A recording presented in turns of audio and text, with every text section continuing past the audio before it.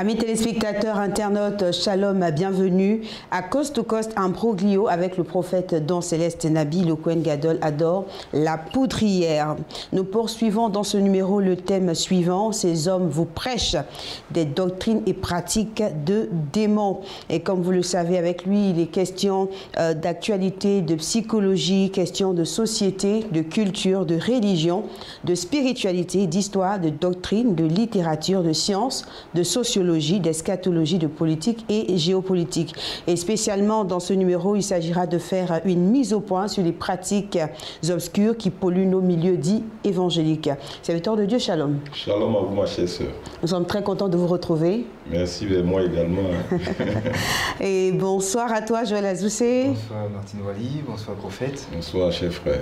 Alors, homme de Dieu, comme vous le savez, nous aurons donc des questions, des séries de questions préparées, sans compter des questions spontanées, le tout devant tenir en 30 minutes top chrono, dans un débat très ouvert où vous n'aurez droit qu'à un seul joker à chaque émission. On peut y aller. Parfait.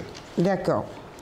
Alors, au titre des pratiques que vous avez qualifiées précédemment de lucifériennes, argumentaire biblique à l'appui bien sûr, on a cité donc cette pratique en rapport avec l'adoration des eaux, voilà, et une autre pratique aussi en rapport avec l'adoration des morts.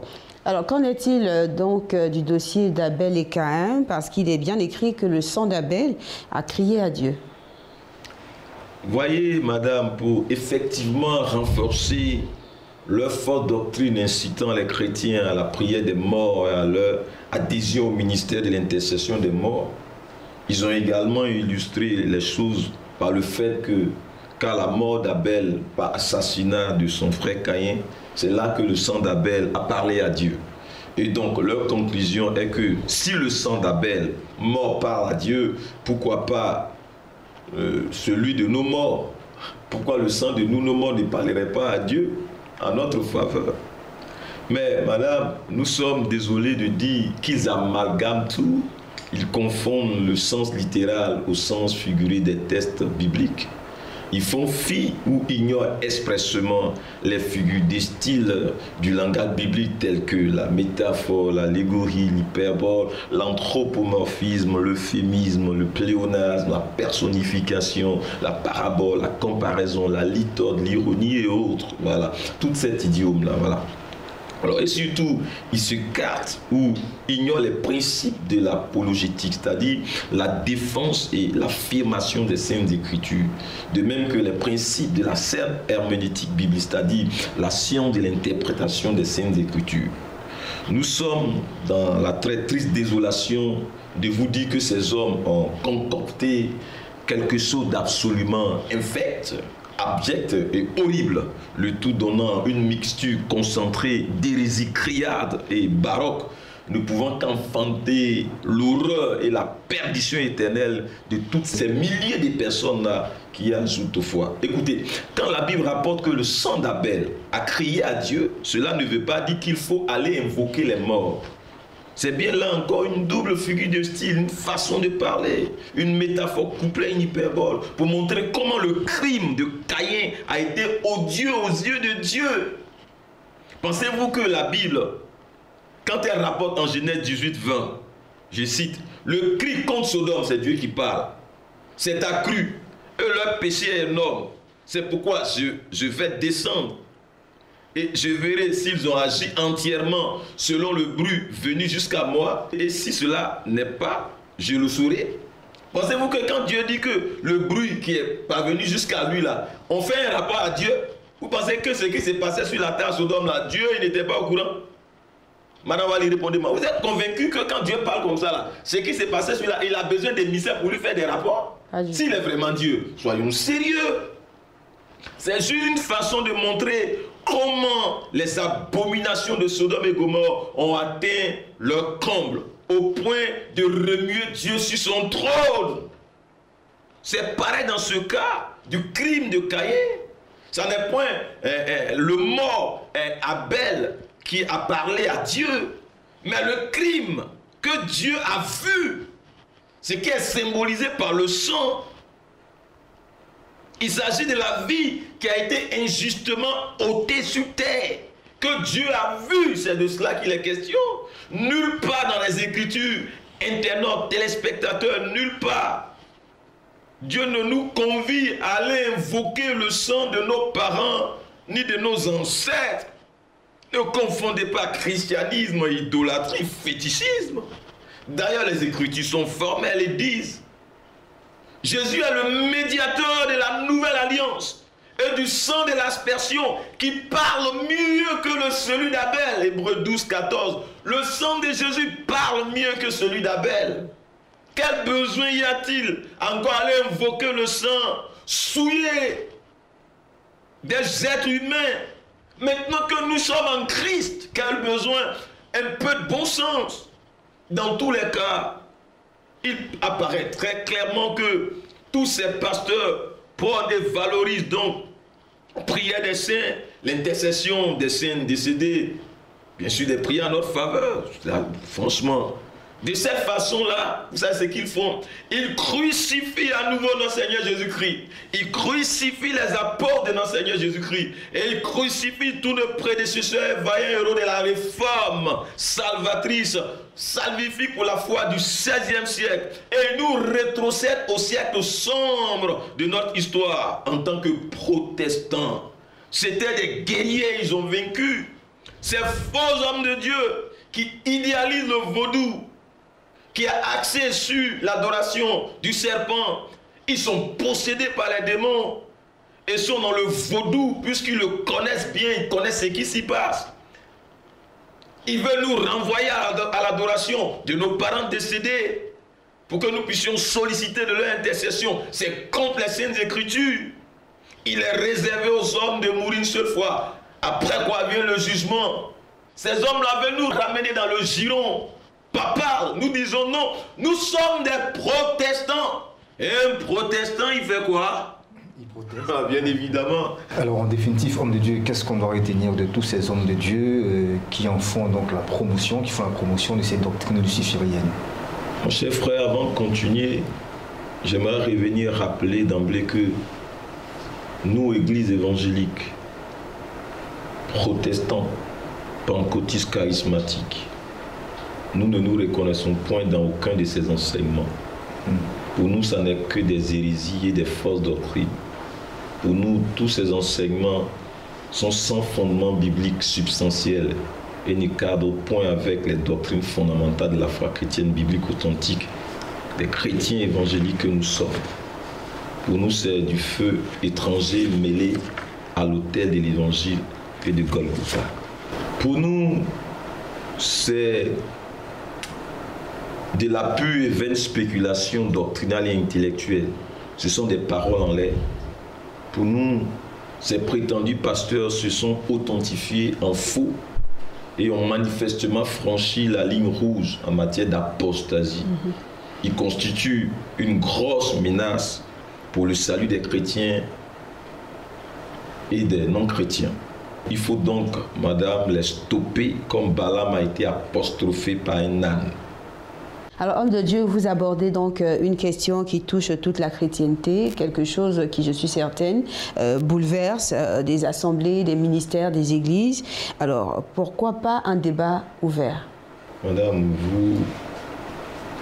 vous imaginez que je puisse avoir peur d'un débat? Vous imaginez ça? C'est possible?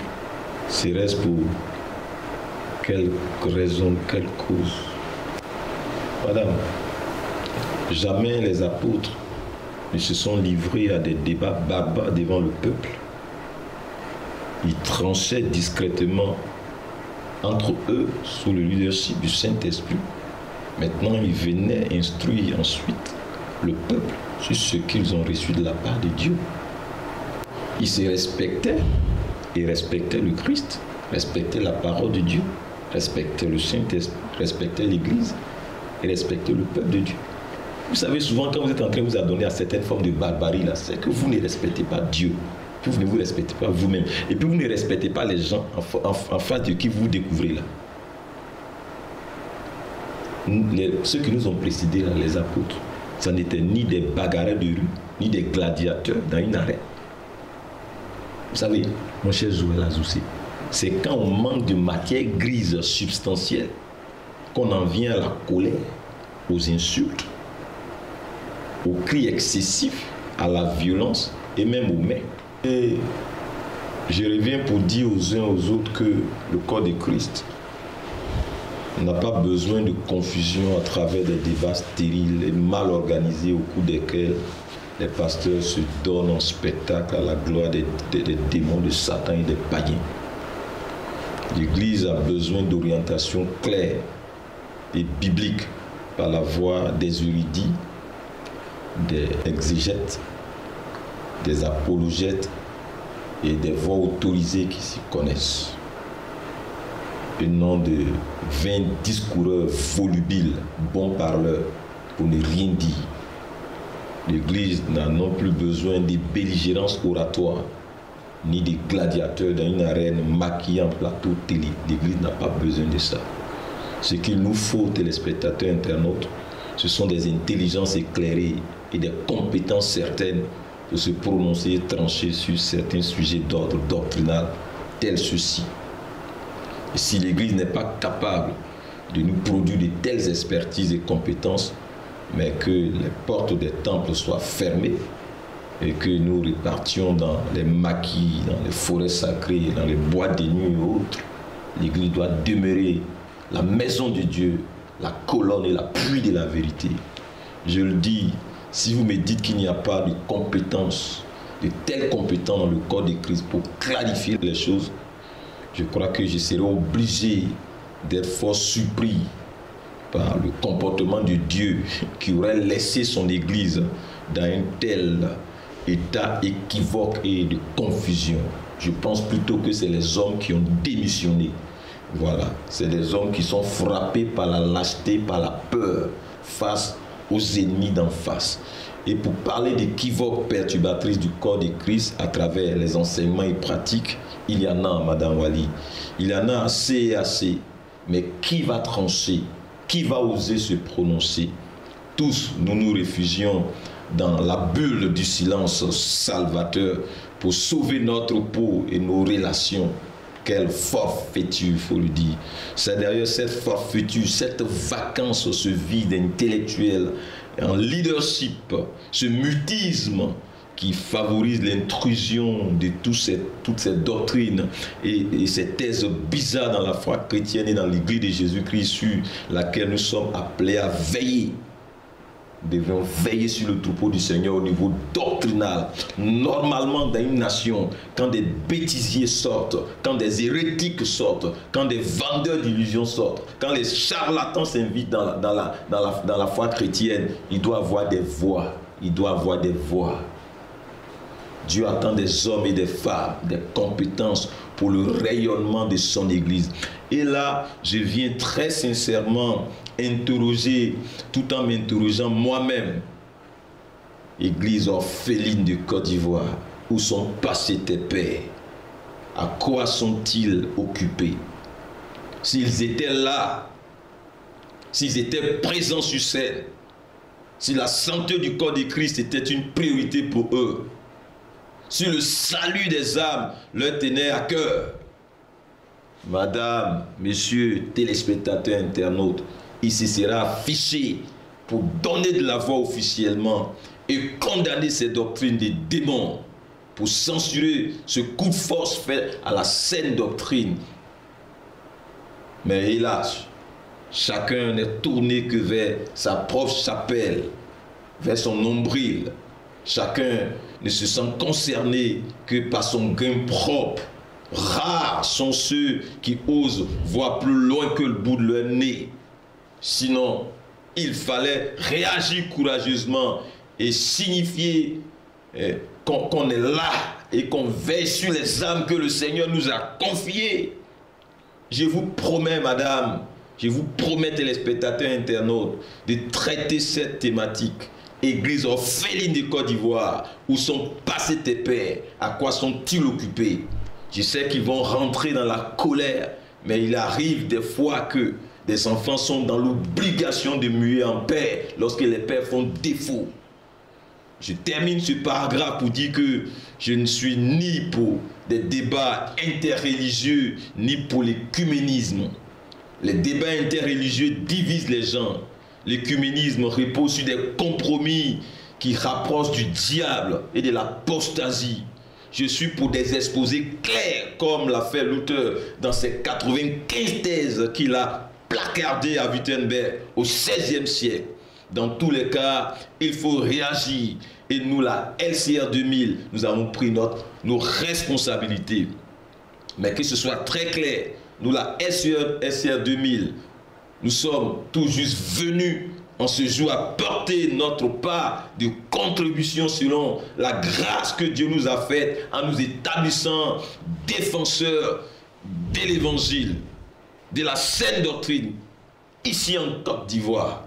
Nous sommes des hommes acquis à la cause de l'élégance et de la finesse intellectuelle, non pas des barbares et des délinquants ligotés par le marasme intellectuel et la flétrissure en matière grise, masquant leur incompétence par la violence, la barbarie, la sauvagerie et les hurlements. Nous ne sommes pas de cet acabit-là.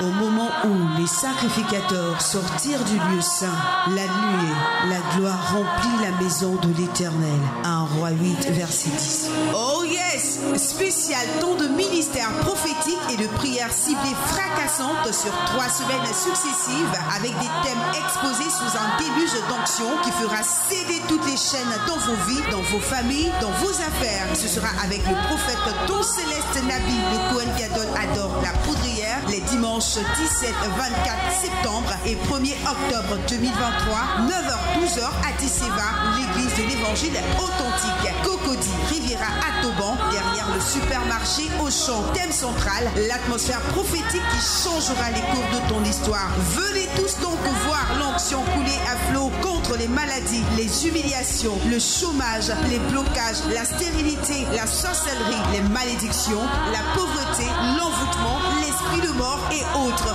Assez, c'en est assez. Contact 07 05 35 99 27. Shalom.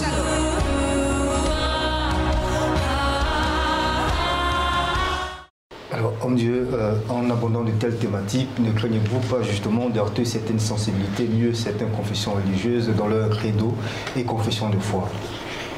Monsieur Azoussé, ce que je redoute, ce n'est pas ce que vous redoutez, vous. Ce que je redoute, c'est ne pas avoir fait ce que Dieu me demande de faire ou de n'être pas en train de faire ce que Dieu me demande de faire. Ce que les uns ou les autres pensent, c'est leur problème à eux. Franchement, je ne suis pas là pour protéger les confessions de foi démoniaques. Je suis défenseur de la saine doctrine. Et là, je reviens pour dire que je n'ai rien contre aucune église. Je n'ai rien contre une quelconque confession de foi. J'ai un énorme respect pour certaines grandes dénominations, pour ce qui est de leur organisation, même si l'organisation ne sauve pas. Mais ça fait toujours sérieux d'être bien organisé, c'est plus crédible. Le désordre ne vient pas de Dieu. Je suis donc, mon cher Azoussé, respectueux de ces confessions parvenues au stade d'institution datant de plusieurs siècles. Je ne suis pas un iconoclaste. Je respecte leur doctrine, leur dogme, rite, rituel et autres. C'est leur soi, c'est leur conviction. Et les questions de croyance, vous savez que ça ne se discute pas. C'est une question de conviction intérieure. Ils sont libres et souverains de croire en ce en lequel ils veulent croire. Les autres n'ont pas obligation à croire en ce à lequel vous croyez, ni dont vous êtes convaincus. Ils n'ont pas obligation de croire en vos évidences, en vos certitudes les plus absolues en matière de croyance. Ils sont libres de croire en ce à lequel ils veulent croire. C'est une question de libre choix, de libre arbitre.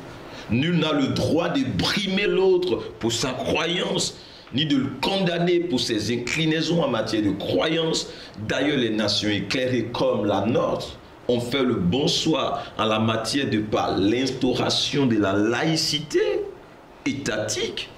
La différence n'est pas un crime, ni à criminaliser. La différence, ça n'est pas une infraction. La différence, elle peut même être une richesse. Pareil pour la diversité, je suis à vous. Alors, dites-nous, homme de Dieu, est-ce que vous auriez un problème particulier avec les pasteurs, les 10 pasteurs en cause dans cette affaire? Écoutez, on pourrait m'affubler de quelqu'un qui serait jaloux, n'est-ce pas? Ça vous a traversé la tête? Moi, jaloux. Jaloux de qui? De quoi? Sur quelle langue? Dieu m'a tout donné, moi. Écoutez, ne me poussez pas à l'orgueil ni à la vantardise. Souffrez que je ne vienne pas ce soir parler de moi ni faire étalage des vanités de cette terre, mais que nous allions tous les trois à l'essentiel, savoir Christ, savoir le salut, l'évangile, la sanctification, l'éternité, tout en étant impliqué dans la construction d'un monde meilleur selon le modèle de Dieu. Sinon, vous pouvez être très rassurée, madame, je n'ai rien contre la personne de tous ces pasteurs avec qui je n'ai aucun intérêt partagé. Je n'ai aucun intérêt partagé en jeu. Rien ne nous oppose personnellement. Si ça n'est la santé du corps de Christ. Eux veulent détruire l'Église. Moi, je suis chargé de protéger l'Église au nom de Jésus-Christ. Voilà ce qui nous oppose. Et se disent pasteurs, ils ont des comportements dévastateurs pour l'Église. Voici ce qui nous oppose. Je suis respectueux de leur dignité humaine et de leur ministère dans les limites de l'acceptable. S'ils franchissent la ligne rouge qui menace la stabilité de l'Église et l'authenticité de la foi, mais je me signalerai. Je ne suis ni la jauge absolue, ni la norme. Mais Christ, lui, l'est. La Bible, elle est. Si tant est que nous sommes chrétiens, donc qu'ils s'en remettent à la Bible, qu'ils restent dans la Bible. J'aimerais donc qu'ils soient un peu plus clairs sur leurs enseignements, sur leur doctrine, qui viennent à l'encontre de nos idiosyncrasies à nous, de nos acquis et valeurs en tant que protestants, fils héritiers de la réforme, qui a été conduite par le Seigneur à travers tous ces 20 hommes que furent, je vais vous citer des noms, Luther, Calvin, Zwingli, un peu plus tôt avec John Wycliffe, Jan Hus, Watchman Nee, un peu plus tard avec, du temps de réveil, avec John Knox, Charles Fox Parham, William Joseph Seymour Whitefield, John Wesley, Andrew Benson, Ida Houssa et autres, j'en passe. Je vois à travers leurs interventions qui damnent nous les évangéliques que nous sommes, qui font la promotion de certaines choses qui sont inacceptables pour nous, qui nous invitent à des pratiques qui se heurtent aux saintes écritures, à des choses que nous n'acceptons pas et auxquelles nous n'allons jamais adhérer, tout en étant respectueux de leurs convictions à eux. S'ils veulent croire en cela, ça n'engage qu'eux, mais qu'ils ne se disent pas des nôtres, parce que nous, notre foi repose sur une ossature biblique et doctrinale. Je vois à travers leurs interventions qu'ils damnent les évangéliques que nous sommes, qu'ils magnifient et louent certaines pratiques, certains dogmes de certaines confessions chrétiennes, certains rites et rituels auxquels nous n'adhérons point et auxquels nous n'adhérerons jamais pour question de convenance et de conviction propre à nous en tant que chrétiens évangéliques, protestants, pentecôtistes, que cela soit clair. Je ne suis pas outre mesure opposé au choix qu'ils font d'adhérer aux idéaux des courants non évangéliques, c'est leur choix eux. Mais j'aimerais tout juste savoir si tant est que les choses sont si nobles à leurs yeux, claires dans leur tête et à leur niveau quant aux pratiques, aux dogmes, aux rites et rituels de ces églises non protestantes, non évangéliques qu'ils béatifient. Pourquoi n'y vont-ils pas là-bas? Madame, répondez-moi. Internaute, répondez-moi. Pourquoi n'y vont-ils pas là-bas? Pourquoi n'intègrent-ils pas ces églises? Pourquoi ne sortent-ils pas du milieu de nous ouvertement pour être de leurs? Pourquoi ne deviennent-ils pas tout simplement prêtres de tels courants non évangéliques? Que cherchent-ils au milieu de nous encore, tant est que le rayon de miel, il est de l'autre côté? Est-ce leur niveau intellectuel qui les en empêche qui les empêche de postuler pour ces courants-là qui exigent de la matière grise, hein? Voilà. Est-ce les diplômes théologiques qui leur manquent? Ou est-ce pour être encore plus efficace en matière de dévastation, en demeurant au milieu de nous en tant que des instruits? Et d'ailleurs, où ont-ils été formés? Chez nous, les protestants, ou chez les autres non-protestants? Si c'est chez nous, pourquoi se charge-t-il de béatifier les doctrines des non-évangéliques, des non-protestants? Qui sont-ils réellement et que recherchent-ils véritablement? Qui viennent nous répondre. Moi, je parle à la face de la nation, qu'ils se signalent, mais je vous mets au défi, vous ne verrez nul de ces personnes. Je voudrais demander à tous ces pasteurs ceci. Pourquoi ne s'empressent-ils pas à aller rejoindre les églises non évangéliques où on invoque les morts, où on presse le ministère de l'intercession des morts? Sont-ils recalés par les exigences en diplôme et autres? Si tant est qu'il n'y a rien de bon chez nous et que le beau temps et le bon Dieu, ils sont ailleurs, que font-ils encore au milieu de nous qu'ils viennent nous répondre?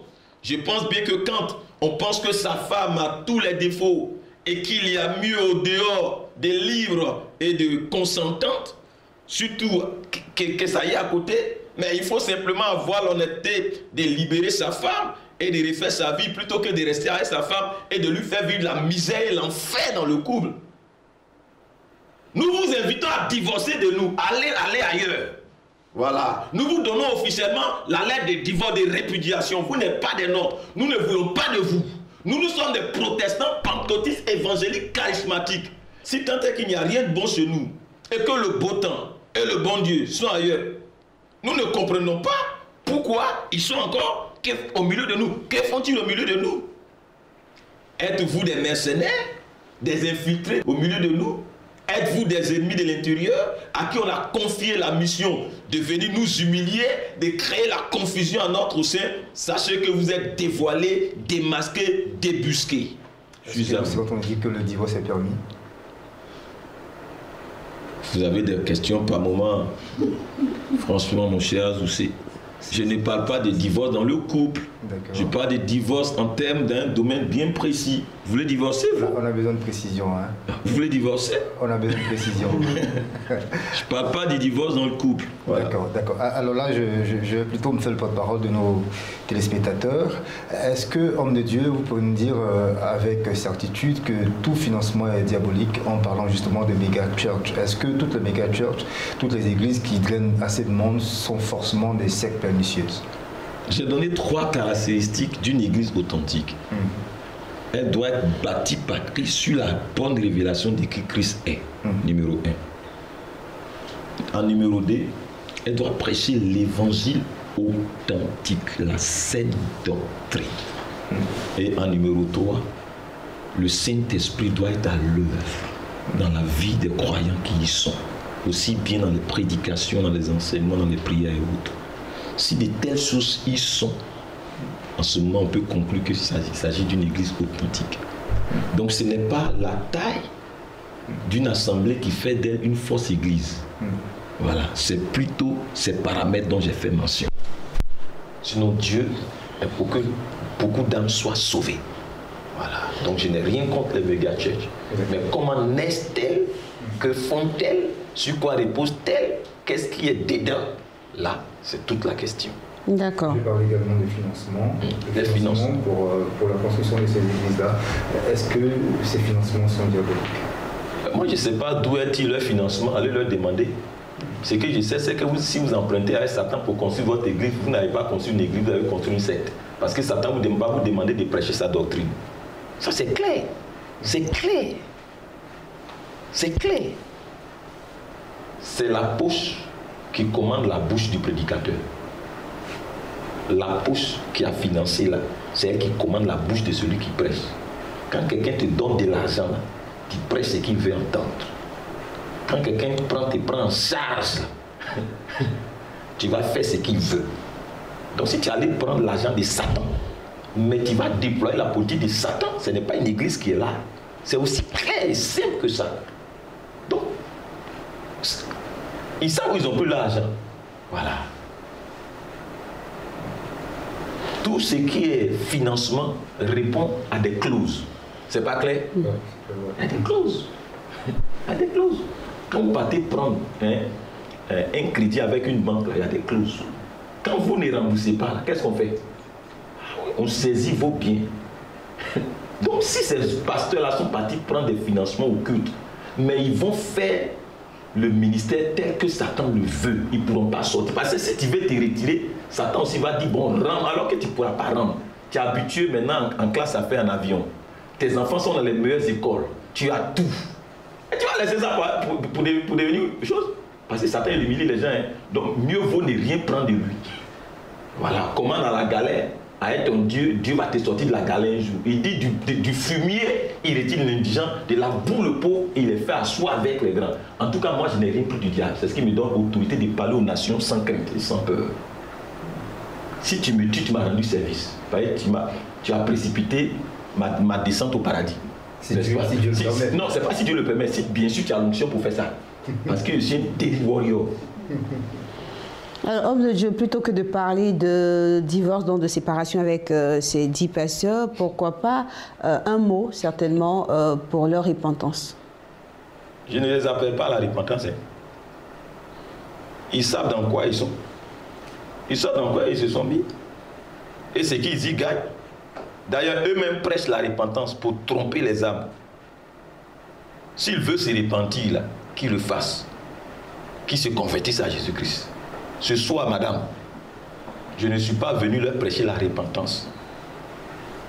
Quand tu prêches le paradis à quelqu'un qui refuse d'accepter le paradis, là, il faut lui prêcher l'enfer. Voilà, on se comprend. Inutile de leur prêcher la repentance. Inutile de prêcher la repentance à Satan. Satan, là, il ne va jamais se convertir. Vous ne savez pas ça? Vous connaissez une seule église où on prêche pour que Satan se convertisse, pour que les problèmes de la terre soient réglés? Dieu lui-même va s'occuper d'eux. Moi, je suis venu pour contribuer à ouvrir davantage les yeux des chrétiens.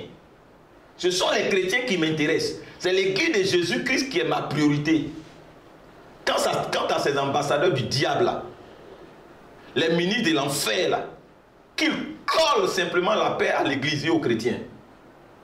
Qu'ils collent la paix aux païens désireux d'aller au ciel. J'ai d'ailleurs des questions à poser à tous ces porteurs de ces messages et programmes lucifériens qui prétendent enseigner et révéler la parole de Dieu.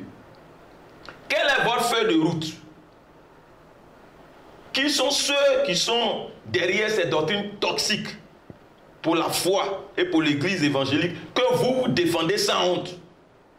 Voulez-vous nous rétrocéder au giron esclavagiste du formalisme religieux dans lequel nous avons voté pendant 1000 ans, soit 10 siècles? Voulez-vous nous renvoyer dans le giron papal? Voulez-vous tuer les acquis prestigieux de la réforme? Connaissez-vous l'histoire de l'Église? Savez-vous le nombre de morts qu'ont engendré les conflits entre protestants et non-protestants? Savez-vous qu'il y a eu l'Inquisition avec une horreur incroyable? Êtes-vous informé du massacre des chrétiens huguenots, du massacre à la Sainte-Barthélemy? Savez-vous combien de personnes ont été passées au bûcher à cause de leur foi en Jésus-Christ? Avez-vous entendu parler de Néron, de Galais Maxime, de Valais, de Dioclétien et autres persécuteurs de l'Église? Savez-vous que nous avons payé un lourd tribut, sinon nos prédécesseurs, pour que nous soyons où nous en sommes aujourd'hui? Avez-vous entendu parler de Polycarpe de Smyrne, Origène de Carthage, d'Alban le premier martyr britannique, de Jan Hus le Tchèque, qu'on a passé au bûcher pour présumer hérésie en 1415? Avez-vous entendu parler de Thomas Cranmer, qu'on a passé au bûcher avec 300 personnes vers les années 1588? Avez-vous entendu parler des persécutions mariales du XVIe siècle en Angleterre, au cours desquelles les évêques Hugues Latimer et Nicolas Ridley ont été passés au bûcher? Êtes-vous au courant de cela? Êtes-vous informé de ce qui est arrivé à Jeanne d'Arc? Écoutez, les gens ont payé un prix trop lourd pour qu'on vienne jouer avec le salut et l'éternité des milliards de personnes chères à notre Seigneur Jésus-Christ, pour lesquelles il a versé son sang. Nous disons non et non. Nous n'accepterons jamais cela. Nous tenons à notre identité, à ce qui nous identifie en tant que protestants. Oui, nous sommes protestants, évangéliques, pentecôtistes, charismatiques. C'est bien là ce que nous sommes et que nous demeurions jusqu'au retour de notre Seigneur Jésus-Christ. Nous assumons ce choix. Maintenant, vous, dites-le nous très ouvertement et franchement. Qui êtes-vous dans tout ça? De quel bord êtes-vous? Êtes-vous évangélique ou non évangélique? Ou pratiquant du vaudou? Êtes-vous des protestants ou des assimilés du diable infiltré au milieu de nous? Êtes-vous des protestants ou des pratiquants, voire sympathisants du vaudou? Si ce n'est pas le cas, pourquoi idéalisez-vous le vaudou à nous les protestants à titre illustratif? Nous ne sommes pas d'accord avec ça. Si vous êtes adepte ou sympathisant du vaudou, ayez le courage de décliner officiellement votre appartenance pour qu'on sache qui vous êtes bel et bien, et que vous êtes bel et bien des prêtres vaudous en costume et cravate et non des pasteurs de Jésus-Christ, ni ministres de l'Évangile. Si vous êtes évangélique, alignez-vous alors tout naturellement sur notre ligne doctrinale et notre histoire. Si vous n'êtes pas des évangéliques, mais partez rejoindre ceux avec qui vous êtes. Allez prêcher à ceux qui partagent vos convictions doctrinales. Nous venons vous dire et assurer que nous ne changerons en rien notre doctrine, nos pratiques, nos rites et autres. Nous ne deviendrons jamais des non-protestants. Nous ne ferons jamais comme les églises non évangéliques. Nous sommes qui nous sommes, tout en restant respectueux des églises non protestantes où nous avons beaucoup de nos amis, membres de famille, parents, enfants et autres. Je suis à vous. Voilà, nous allons partir pour votre conclusion. Je voudrais leur dire qu'il est vrai qu'ils ont reçu l'ordre et la mission occulte de tuer et d'enterrer la réforme, le protestantisme, la voie du salut authentique en Christ. Ils ont reçu la feuille de route d'ensevelir l'église authentique de Jésus-Christ. Mais qu'ils soient rassurés, ils n'y arriveront jamais. Dieu se garde toujours un reste. L'église a survécu et survivra à tout et tout. Pour preuve, l'église a triomphé des persécutions, des massacres, de l'inquisition, du formalisme religieux, de 10 siècles, de la contre-réforme, et j'en passe. Je reviens donc pour dire que nous n'avons rien contre eux, contre ceux qui croient en ces choses et pratiques, en ces enseignements, en lesquels nous, protestants, n'adhérons pas. Sinon, point. Nous, en tant qu'Église évangélique, qui soit rassurés, je le dis, nous n'adhérons point à ces enseignements et nous les condamnons. Que cela soit très clair. Cela, c'est le cas de notre credo. Cela est hors norme pour nous. Nous sommes des protestants et un protestant, il a sa ligne doctrinale. Nous avons notre credo à nous. Nous avons notre confession de foi à nous. Et surtout, qu'il ne sert point de nous opposer à l'Église catholique que nous respectons profondément. Leurs doctrines, là, pour nous, ce sont des doctrines des démons, des doctrines inspirées par les démons, des doctrines que nos prédécesseurs ne nous ont point léguées en héritage. Ce sont des enseignements hérétiques et lucifériens, des enseignements non bibliques et anti-bibliques. Pour nous, les choses sont claires. Votre mot de fin sur ce grand thème? Vous avez une question? Non, je pense que c'est bon, c'est clair. Alors, je voudrais terminer pour dire ceci. Tous ceux qui sont vaincus en eux-mêmes, décomposés en lambeaux, quant à leur incompétence et impuissance face à nos argumentaires, face à nos arguments, qui s'essaieront ou s'emploieront dangereusement à vouloir orchestrer un quelconque assassinat ou enlèvement tel que nous l'a révélé le Saint-Esprit dans notre intimité avec lui. Ceux-là, qu'ils sachent qu'ils s'exposent à quelque chose d'extrêmement dangereux pour eux. qui ne s'amusent point à jouer à ce jeu. Cette option ne leur sera que très préjudiciable. Ça ne marchera jamais. Ça, c'est certain. Nous sommes une armée d'hommes et de femmes redoutables, surentraînés à ne reculer devant rien, à tous les niveaux. Et notre réseau de réforme, il est indomptable et tentaculaire.